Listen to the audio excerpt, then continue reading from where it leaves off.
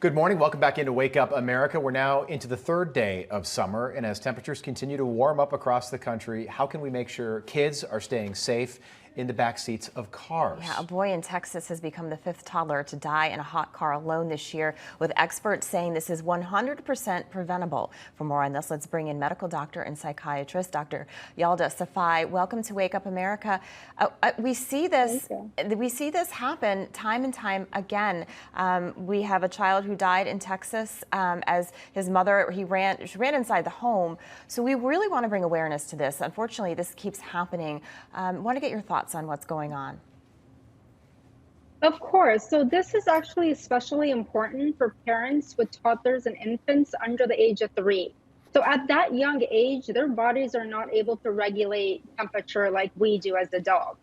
So it is especially important to watch out for that age range. So if a toddler or an infant is left alone in a car, say it's 90 degrees outside, quickly, within 10 minutes, inside temperature goes up to 120 or 130. At that temperature, the infant's internal body can rise up to 106 degrees. And when it does, at that point, you're risking heat stroke, you're risking dehydration, organ failure, and ultimately death. And you know what? I've been there. You park somewhere, you don't do it, but Allison, it's happened to you too. We've all been. Yeah. You have the thought where you're like, I just have to grab this one thing. Right. I don't want to go through the process of unbuckling and then rebuckling and dealing with that whole process. But this can happen really quickly, can it?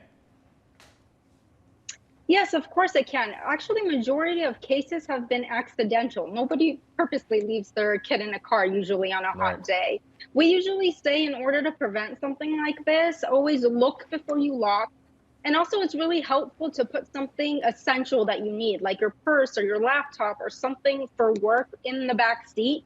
So it forces you to turn around and in order to grab that purse, see your kid in the back seat. So put your valuables in the back seat so you can grab them before you go. Look before you lock. And also, it's really important to lock your car when you're not using it, because kids crawl around, kids move around, they can grab your keys, they can go inside your car, either get locked in or just, fall asleep in there. So it's really important to lock away your keys when you're not using the car. Yeah. And also, don't let your kids play in the car, because they associate the car with playing. Right. Let them know this is not a place you stay in long term and play at. Yeah. So make sure to let your kids know that. That's actually a really good point. It's the importance of keeping your car locked, right? Because if you don't have a garage and your car is out there, and if your toddler's playing and they happen to go in there and they shut the door, they're too young to be able to know the difference. So that's actually a really good point.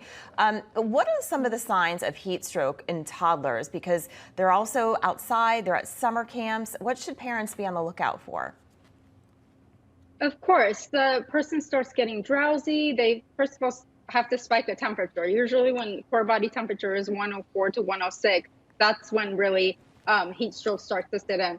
Signs of dehydration, you see your kid panting, you see your kid getting drowsy. Drowsiness is really important, because that's usually the first sign that something's going wrong and there's severe dehydration. So if you're in a park and your kid starts to get kind of drowsy, make sure they're well hydrated. All right, I want to talk about the vaccine just rolled out, and here we go again with vaccines. And listen, do what's best for your family, but now it's babies. So it's kids over the age of 6 months all the way to 5 years old, the youngest group of our population that hasn't had vaccines approved and available. They do now. We had Dr. Ben Carson on the show earlier this week, and we asked him what he thought about parents trying to make that decision about vaccinating their babies. Take a listen. Well, I know there are some parents who have been frightened to death and have been waiting with bated breath for the vaccine. The risk of a child dying or having a severe complication is 0.025%. That's approaching zero. We have no idea what the long-term risk of these vaccines are, the mRNA vaccines. They sit there and try to act like they know what's going to happen, but they don't. Just want to know what your take is on that. Do you agree with Dr. Carson? Well, historically, vaccines have known to be safe, and but like Dr. Carlson said, of course, we can't predict what's going to happen 20 years down the line. This is a new virus. This is a new vaccine. But if you look at the past, historically, vaccines have been very, very safe for children, even as young as 1 year of age. But I can't speak for the future, but looking at our past record, vaccines have been safe. Yeah, doctor, if parents are on the fence, they watch the news, they talk to friends, they get all different opinions. And I was even at the pediatrician's office a couple of months ago, and they were really pushing the vaccine on. So what should a parent do? What if what their doctor says they don't agree with?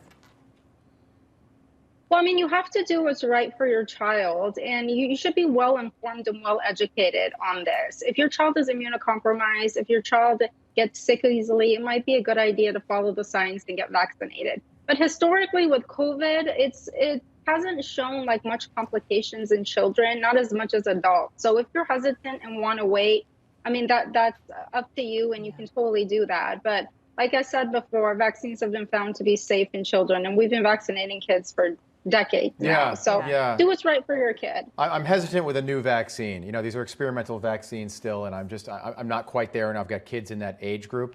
And because, Dr. Carson makes a good point, they're not that vulnerable to COVID right now. And we've got 2 years of evidence to prove that. I think a lot of parents are struggling with making this decision, but we appreciate your expertise.